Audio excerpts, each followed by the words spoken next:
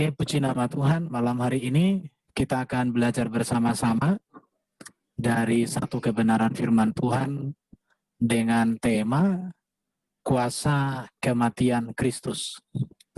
Adapun teks yang menjadi dasar pembelajaran kita terambil dari Injil Yohanes pasal 3 ayat 13 sampai dengan ayat 18.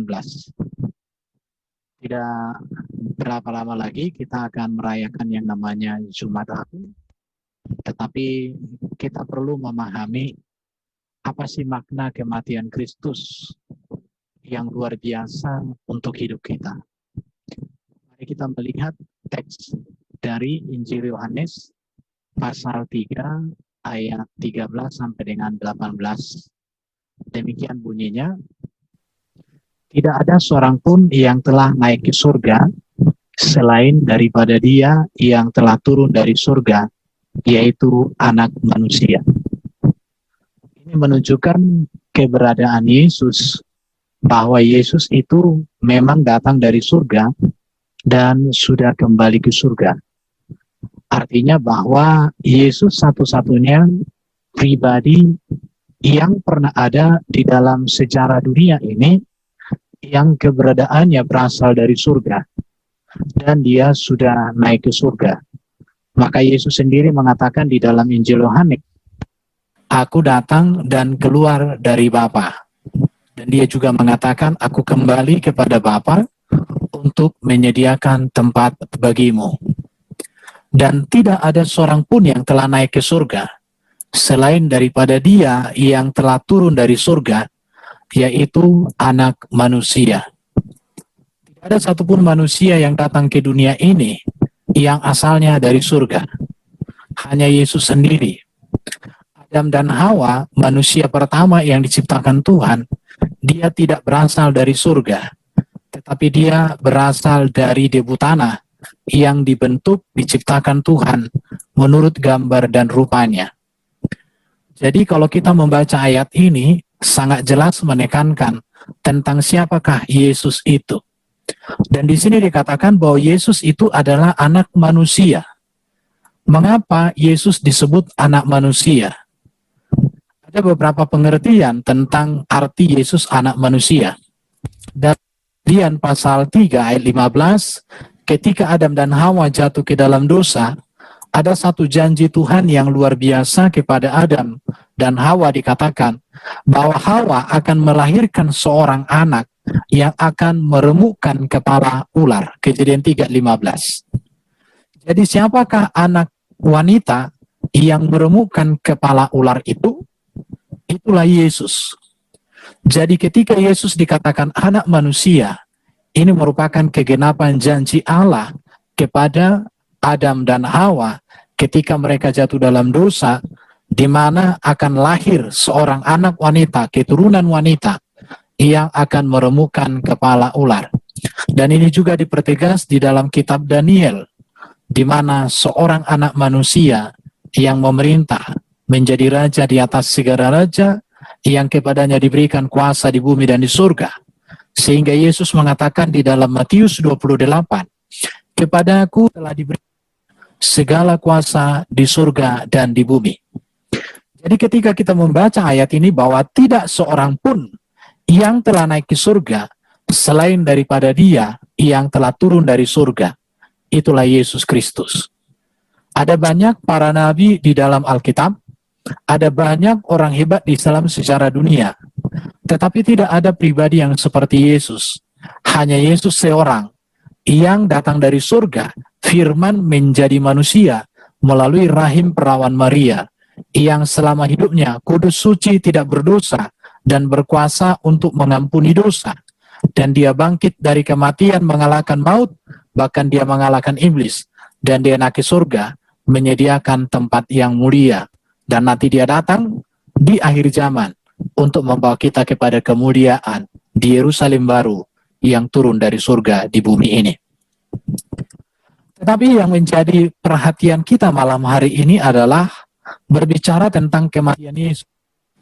Dikatakan di dalam ayat 14, "Dan sama seperti Musa meninggikan ular di padang gurun, demikianlah juga anak manusia harus ditinggikan. Ini berbicara ada kaitan dengan kitab Taurat, di mana peristiwa pada saat bangsa Israel mereka berjalan menuju tanah Kanaan, ada satu peristiwa di tengah-tengah ketidaktaatan mereka, mereka dihukum Tuhan dengan dipangut oleh ular tedung. Nanti akan saya tunjukkan ayatnya. Jadi, dan sama seperti Musa meninggikan ular di padang gurun, waktu itu Musa membuat ular tembaga, dan ular tembaga itu ditinggikan. Setiap umat Israel yang dipangun oleh ular, dan ketika mereka memandang kepada ular tembaga itu yang ditinggikan oleh Musa, maka orang Israel diselamatkan. Dikatakan supaya setiap orang yang percaya kepadanya beroleh hidup yang kekal. Apa kaitan ular yang ditinggikan oleh Musa yang dibuat dari tembaga itu dengan Yesus yang ditinggikan ketika dia mati di kayu salib?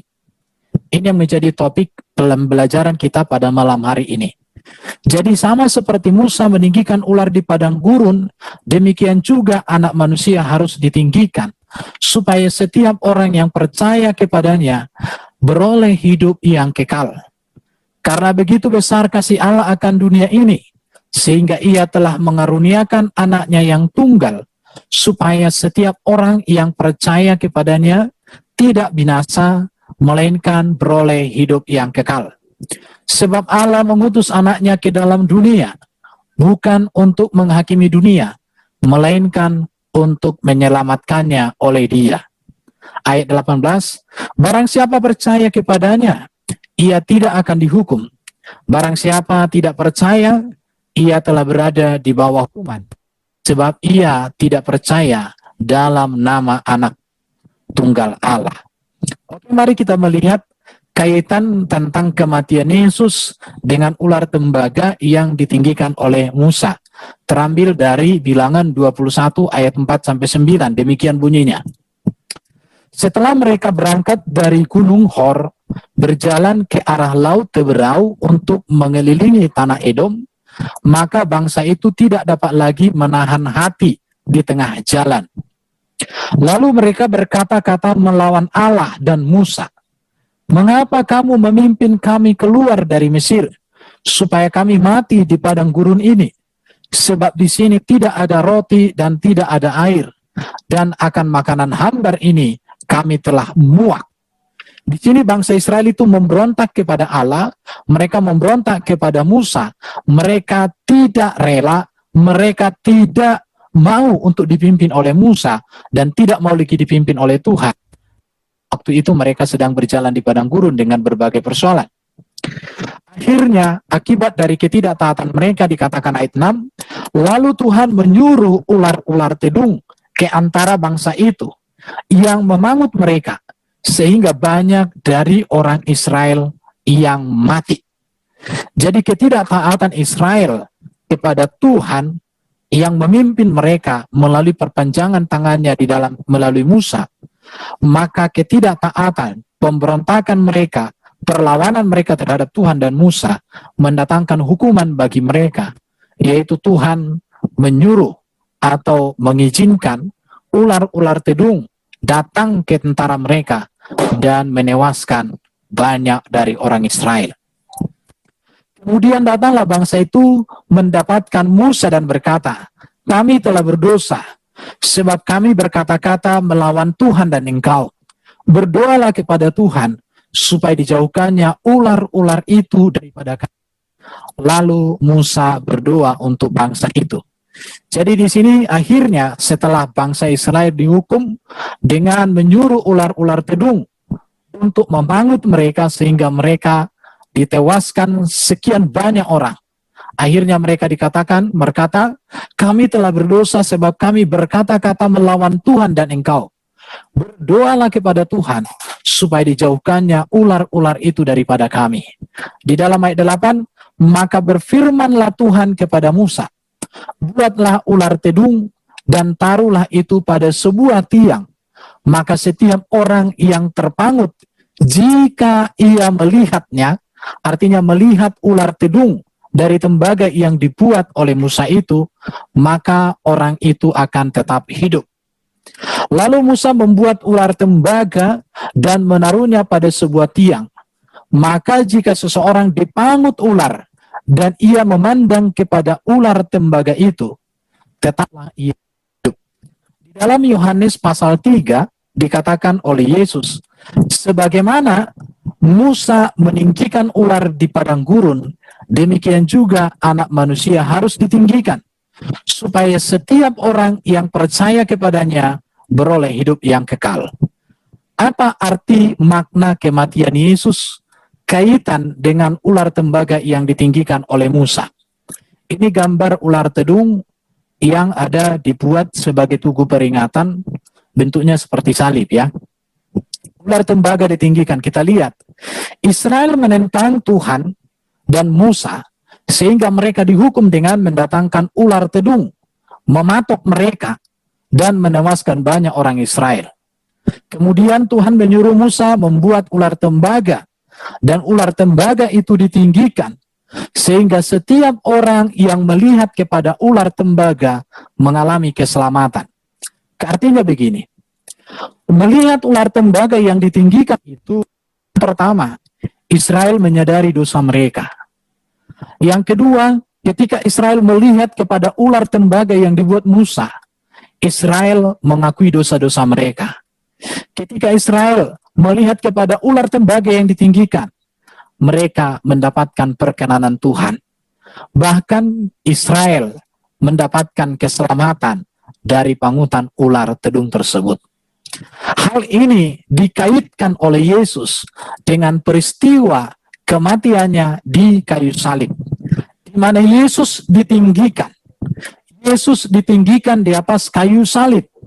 Jadi dari sini kita belajar bahwa manusia berdosa sama seperti keadaan umat Israel yang terhukum dengan dipatok ular tedung yang berakhir dengan kematian.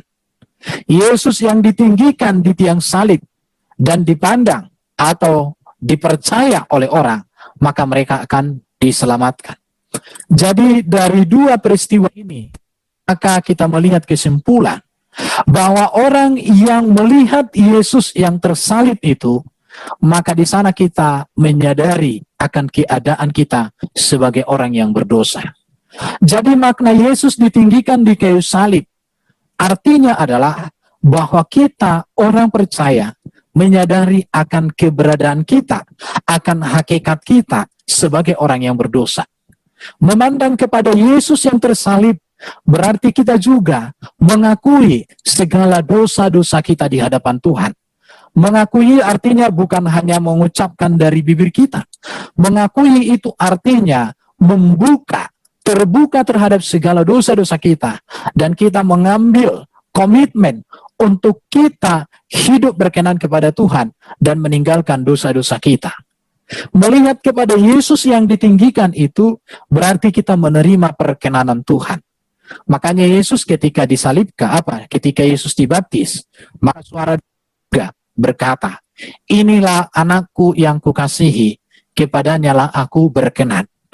Artinya, di dalam Yesus, perkenanan Allah bagi setiap manusia dinyatakan Allah dengan sempurna. Maka kalau kita memandang kepada salib Kristus, berarti kita sedang menerima perkenanan Tuhan. Kita sedang menerima pemulihan dari Tuhan. Memandang kepada Yesus yang tersalib, berarti kita sedang memperoleh, kita sudah menikmati, sudah mengalami keselamatan. Keselamatan dari dosa, keselamatan dari upah dosa yaitu maut, keselamatan dari kuasa iblis. Seperti bangsa Israel ketika mereka di padang gurun, ketika mereka dipangut oleh ular itu, maka mereka memandang kepada ular tembaga yang ditinggikan dan mereka diselamatkan. Jadi Yesus yang ditinggikan di kayu salib ini menjadi sebuah berita benar yang menyatakan bahwa di dalam Yesus ada keselamatan, yang menyatakan bahwa Yesus kita memperoleh perkenanan Tuhan. Di dalam Yesus kita mengalami kemenangan. Di dalam Yesus kita memperoleh penebusan. Dan itulah yang dikerjakan oleh Yesus di kayu salib. Jadi apakah makna kematian Kristus? Kalau kita sedikit melebarkan dari topik Yohanes pasal 3 ayat 14 sampai 15, maka kematian Kristus ini adalah kegenapan dari seluruh hukum korban-korban yang terjadi dalam kitab Taurat atau kitab PL secara keseluruhan. Kita tahu ketika Adam dan Hawa jatuh ke dalam dosa, maka sebagai tanda perjanjian dan penebusan mereka, dalam Kejadian 3:21, jelas di sana dikatakan bahwa Allah sendiri yang mengorbankan seekor binatang. Darahnya tercurah sebagai tanda penebusan bagi Adam dan Hawa. Dan kulitnya menjadikan binatang itu yang menunjukkan bahwa kurban itu menebus Adam dan Hawa. Kurban itu menutupi keberdosaan Adam dan Hawa. Dan seterusnya sampai kepada zaman Habil, sampai kepada zaman Nuh, sampai kepada zaman Abraham, sampai kepada zaman Musa, sampai kepada zaman para nabi. Bahkan di zaman Musa, Imamat pasal 1 sampai pasal 7, di situ ada kurban-kurban yang harus dipersembahkan oleh bangsa Israel untuk mereka memperoleh perkenanan Tuhan.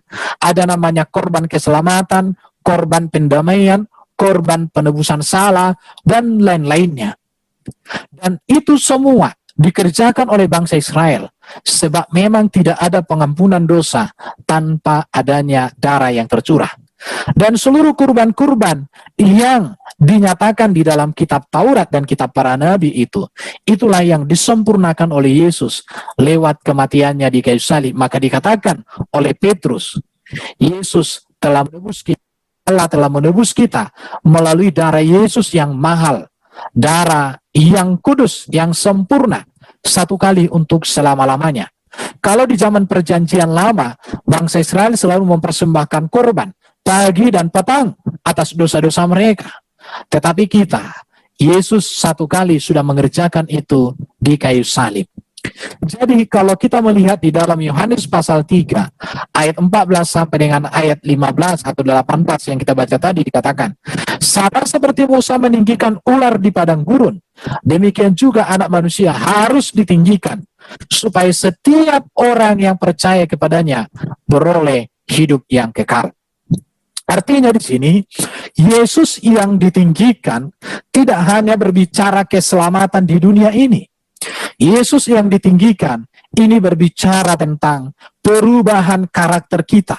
Perubahan hidup kita dijaminkan oleh Yesus. Karena hidup kekal itu tidak hanya berbicara kita mati masuk surga, bukan. Hidup itu berbicara hidup kita yang diubahkan untuk mengalami kerajaan surga semasa kita hidup, sampai nanti kita mati menikmati surga yang dijanjikan oleh Kristus itu sendiri.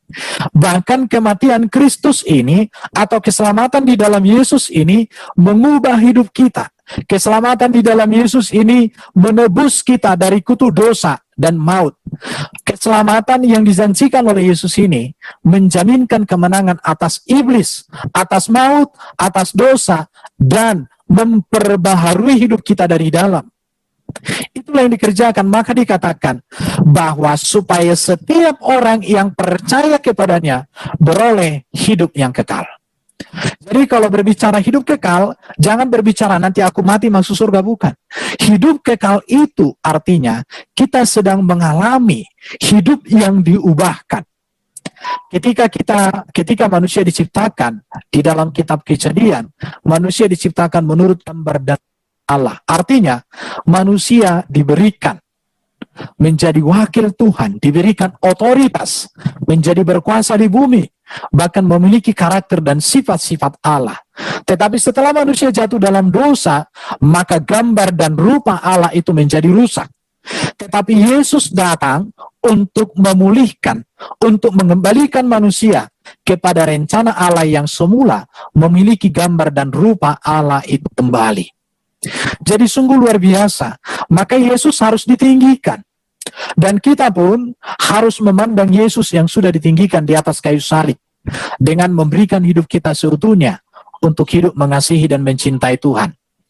Mari kita melihat, dikatakan di sini, tidak ada seorang pun yang telah naik ke surga selain daripada Dia yang telah turun dari surga. Saya sudah baca tadi, dikatakan Dan sama seperti Musa meninggikan ular di padang gurun, demikian juga Anak Manusia harus ditinggikan, supaya setiap orang yang percaya kepadanya beroleh hidup yang kekal. Kata kunci yang harus diperhatikan di sini adalah kata percaya. Percaya di sini bukan hanya di bibir, pengakuan bukan.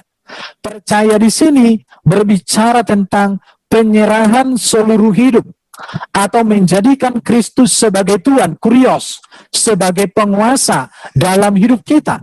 Mempercayakan Yesus sebagai penuntun kita, pembimbing kita, yang menyertai kita, yang melawat kita. Bahwa tidak ada sudut atau segi atau bagian dari hidup kita yang tidak kita serahkan kepada Tuhan. Itu artinya percaya.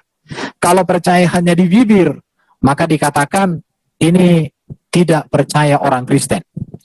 Karena begitu besar kasih Allah akan dunia ini, sehingga ia telah mengaruniakan anaknya yang tunggal. Anaknya yang tunggal artinya menunjuk kepada Yesus Kristus, bahwa hanya Yesus Kristus satu-satunya yang datang dan keluar dari Allah. Hanya Yesus satunya, firman-Nya yang menjadi manusia, supaya setiap orang yang percaya kepadanya tidak binasa. Jadi di sini diulang lagi kata percaya, melainkan beroleh hidup yang kekal. Sebab Allah mengutus anaknya, mengutus firman-Nya menjadi manusia ke dalam dunia ini, bukan untuk menghakimi dunia, melainkan untuk menyelamatkannya oleh Dia. Jadi kehadiran Yesus yang pertama itu untuk menyelamatkan. Menyelamatkan di sini berbicara 4 hal. Menyelamatkan manusia dari kuasa dosa, menyelamatkan manusia dari kuasa maut, menyelamatkan manusia dari cengkraman iblis, dan menyelamatkan manusia dari hakikat yang rusak menjadi pribadi yang baik, pribadi yang diubahkan, pribadi yang berkarakter seperti Allah, berkarakter Kristus, di mana manusia dipulihkan, memiliki gambar dan rupa Allah. Jadi sebab Allah mengutus anaknya ke dalam dunia, bukan untuk menghakimi, melainkan untuk menyelamatkannya oleh Dia. Kedatangan Yesus yang pertama jelas untuk itu. Untuk menyelamatkan kita dari dosa, dari maut, dari iblis, dan untuk membaharui hidup kita, memulihkan hidup kita, memiliki gambar dan rupa Allah. Tetapi tidak boleh dilupakan bahwa Kristus nanti datang kali yang kedua, memang Dia menjadi hakim. Kedatangan yang pertama menyatakan keselamatan, tetapi kedatangan yang kedua menyatakan penghakiman. Orang yang benar dihakimi untuk mendapatkan upah, tetapi orang yang menentang, menolak Kristus dihakimi untuk mendapatkan penghukuman, penderitaan, kematian selama-lamanya di dalam neraka. Maka dikatakan ayat 18, barang siapa percaya kepadanya tidak akan dihukum. Barang siapa tidak percaya, diulang lagi ya, ia telah berada di bawah hukuman. Sebab ia tidak percaya dalam nama Anak Tunggal Allah. Jadi keselamatan kita, kemenangan kita, kemerdekaan kita, itulah yang dikerjakan oleh Yesus dengan Dia ditinggikan pada kayu salib. Maka kalau dikatakan seperti Musa meninggikan ular tembaga di padang gurun, demikianlah Anak Manusia ditinggikan. Ketika bangsa Israel melihat kepada ular tembaga yang dibuat Musa, maka mereka mendapatkan perkenanan Tuhan, mendapatkan pengampunan, dan mereka mendapatkan keselamatan. Jauh lebih besar lagi, Yesus yang ditinggikan, karena di dalam Dialah kesempurnaan karya Allah, kesempurnaan perkenanan Tuhan dinyatakan kepada kita orang yang percaya. Oleh karena itu maka pada tugas tanggung jawab kita sebagai seorang Kristen pada hari ini adalah bagaimana kita mempercayakan seluruh hidup kita. Karena kata percaya berasal dari kata pisteuo. Di sana artinya ada keyakinan, ada kesungguhan, ada ketaatan, ada keseriusan, ada kesungguh-sungguhan, ada kesetiaan Tuhan. Jadi kata percaya di sini mengandung makna yang dalam sekali. Artinya di sini setia, sungguh-sungguh, menyerah secara total kepada Tuhan. Itu yang dimaksud dengan percaya. Jadi bukan hanya kata-kata, tetapi sebuah tindakan iman, sebuah penyerahan hidup yang total kepada Tuhan. Tetapi kita melihat juga bahwa ada penghalang orang untuk percaya kepada Tuhan. Mengapa orang tidak memandang kepada Yesus yang disalibkan? Mengapa orang menolak Yesus yang disalibkan? Mengapa orang tidak mau percaya kepada Yesus? Ada penghalangnya. Yohanes pasal 3, 19-21 dikatakan, dan inilah hukuman itu. Terang telah datang ke dalam dunia, tetapi manusia lebih menyukai kegelapan daripada terang, sebab perbuatan-perbuatan mereka jahat. Artinya begini, ketika seseorang tidak percaya kepada karya Yesus yang mati di kayu salib, maka mereka sudah berada di dalam penghukuman. Kenapa? Karena mereka tidak mengalami pengampunan dosa. Mereka tidak mengalami kemenangan iblis dan maut. Bahkan mereka tidak mengalami pembaharuan hidup. Itu sudah menjadi hukuman. Dan hukuman itu nanti akan dinyatakan lebih lagi ketika Yesus datang kali yang kedua. Jadi penghalang orang untuk tidak percaya kepada Yesus adalah karena mereka lebih menyukai kegelapan daripada terang. Makanya orang yang mencintai kegelapan tidak akan bisa mencintai Yesus. Atau orang yang mencintai kegelapan tidak bisa mencintai terang. Orang yang berdiri di dalam kegelapan tidak mungkin bisa berdiri di dalam terang. Orang yang mau mencintai terang, maka dia harus siap, harus rela meninggalkan kegelapan. Orang yang mau menuju surga, dia harus rela meninggalkan jalan yang menuju ke neraka. Di situ. Jadi terang telah datang ke dalam dunia, Yesuslah terang. Kalau kita membaca di dalam Injil Yohanes pasal 1, maka jelas sekali dikatakan di sana bahwa Yesuslah terang itu sendiri. Maka Yesus berkata, akulah terang dunia. Jadi jelas sekali bahwa dikatakan Yohanes pasal 1, dikatakan di dalam ayat 4, dalam dia ada hidup dan hidup itu adalah terang manusia. Terang itu bercahaya di dalam kegelapan, dan kegelapan itu tidak menguasainya. Artinya begini, orang yang hidup di dalam terang Kristus, maka kegelapan tidak berkuasa atas dirinya. Dan Yesuslah terang itu yang menyingkirkan kegelapan. Jadi mengapa orang tidak mau menerima Yesus sebagai terang? Karena dia lebih menyukai kegelapan. Kita sebagai keluarga yang sudah ditebus oleh Kristus, maka di sini kita belajar bagaimana hidup kita membuka diri kita seutuhnya kepada Kristus yang adalah terang. Terang keselamatan, terang kebenaran, terang yang sejati. Dan itulah yang Yesus kerjakan ketika dia ditinggikan di atas kayu salib. Ayat 20 dikatakan, sebab barang siapa berbuat jahat, membenci terang, dan tidak datang kepada terang itu, supaya perbuatan-perbuatannya yang jahat itu tidak nampak. Tapi barang siapa melakukan yang benar, ia datang kepada terang supaya menjadi nyata bahwa perbuatan-perbuatannya dilakukan dalam Allah. Jadi renungan kita pada malam hari ini mengingatkan kita, Yesus yang ditinggikan di kayu salib, di dalam dialah ada pengampunan dosa, di dalam dialah ada keselamatan, di dalam dialah ada terang. Maka kita yang mau untuk diselamatkan, kita yang sudah diselamatkan, marilah kita mencintai terang itu setiap hari. Izinkan terang itu menerangi, izinkan terang itu bersinar, izinkan terang itu mendorong kita, memotivasi kita, mengarahkan kita kepada tujuan Allah yang sesungguhnya di tengah-tengah dunia.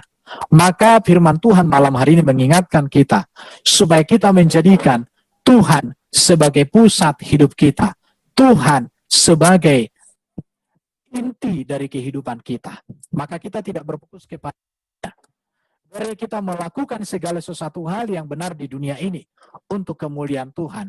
Tetapi tujuan kita bukan hanya di situ, tetapi kita memiliki tujuan bagaimana hidup kita berkenan kepada Tuhan.